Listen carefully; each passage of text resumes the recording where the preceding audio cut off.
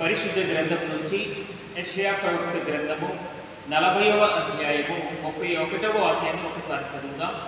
కానీ ప్రభువును నమ్మిన వారు నూతన బలమును పొందుదురు, వారి పక్షిరాజు వలె రెక్కలు చాచి పైకెగురుదురు, అలసట లేక పరిగెత్తుదురు, బడలిక లేక నడక సాగింతురు అని. ఈనాడు ఈ యొక్క వాక్య భాగాన్ని మనం ఒకసారి పరిశీలించి చూడగలిగినప్పుడు ప్రియులారా, వాక్యం మనకు అక్కడ ఏం బోధిస్తుందంటే ప్రభువుని నమ్మిన వారు అని. ఈనాడు విశ్వాస జీవితంలో ప్రియులారా, మనము ఒక నూతనమైన బలమును దేవుని నుంచి పొందుకోగలిగినప్పుడు ఆ బలముతో మనము అత్యున్నతమైన కృపావరము కలిగినటువంటి ఒక సాన్నిధ్యాన్ని మనము పొందుకోగలిగిన వరమై ఉండాలి. ఈనాడు ఈ పక్షిరాజు అంటే ఈ గ్రద్దను మనము గమనించినట్లయితే తన జీవిత కాలం 100 సంవత్సరాల కాలమైనప్పుడు అది ఒక 75 సంవత్సరాల వయస్సు వచ్చినప్పుడు దాని పరిస్థితి అత్యంత దారుణమైనటువంటి దుర్భార పరిస్థితిగా మారిపోతుంది అనమాట. ఎందుకంటే విపరీతమైనటువంటి దాని యొక్క రెక్కల వలన అది పైకి ఎగరడానికి భారంగా మారిపోతుంది. అలాగనే మొద్దుబారినటువంటి దాని యొక్క ఆ యొక్క ముక్కుతో అది వేటాడడానికి ఉన్నటువంటి ఆవశ్యకతను కోల్పోతుంది. అలాగనే భయంకరమైనటువంటి పటుత్వాన్ని కలిగినటువంటి తన గోళ్ళు బండబారిపోయి ఆ పట్టును కోల్పోతాయి. అప్పుడు ఇంకా దాని ముందున్నటువంటి ఆ యొక్క 25 సంవత్సరాల కాలాన్ని అది కోల్పోవలసిన పరిస్థితి వస్తుంది.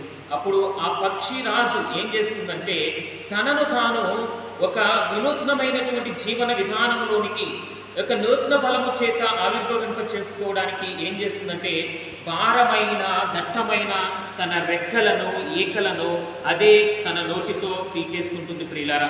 అలాగనే తన ముక్కును బండకేసే వృత్తి మొద్దుబారినటువంటి తన యొక్క ఆ ముక్కుకి నూతనమైనటువంటి ఒక పదునైనటువంటి సాధనముగా దాని జీవనానికి ఆధారంగా అది మార్చుకుంటుంది. అలాగే తన గోళ్లను కూడా అది ఒక పదునైనటువంటి పట్టు సడలైనటువంటి చక్కటి ఒక పటుత్వము కలిగినవిగా అది రూపొందించుకుంటుంది.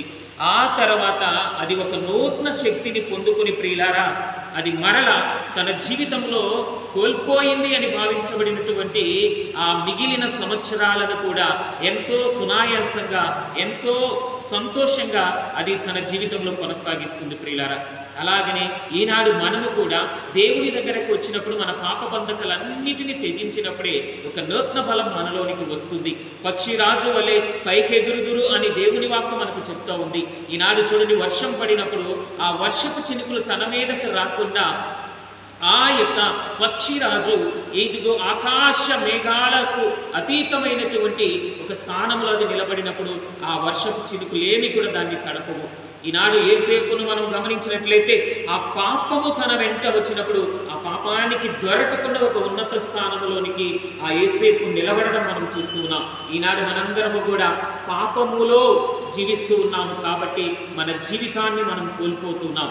అందుకే పక్షిరాజులాగా ఒక నూతన బలాన్ని మనం పొందుకోగలగాలి ప్రియులారా. ఈనాడు దేవుని వాక్కు మనకు చెప్తుంది, పాపము నుంచి ఒక ఉన్నత స్థితిలోనికి రా, నీలో ఉన్నటువంటి అతీతమైనటువంటి దైవ శక్తి ఒక విలువైనదిగా మారాలి అంటే నిన్ను బంధకాలతో పట్టి పీడిస్తున్నటువంటి నిన్ను వినాశనకరమైన జీవితంలోనికి మారుస్తున్నటువంటి వాటన్నిటిని పెరికివేసి నీవు ముందుకు వెళ్ళగలిగినప్పుడు అటువంటి గొప్ప జీవితం సాధ్యమవుతుందని. ఈనాడు మనం సృష్టిలో ఒకసారి గమనించినట్లయితే చాతక పక్షి అనేటువంటి ఒక పక్షిని మనం గమనించినట్లయితే ప్రియులారా, అది కేవలం వర్షపు నీటిని మాత్రమే త్రాగి అది తన జీవనాన్ని ముందుకు నడిపిస్తుంది. ఏ చోట వర్షం పడుతుందా అనేది దానికి ముందుగానే ఆలకింపు కావించబడి అది గమనించి ఆ చోటుకి అది వెళుతుంది.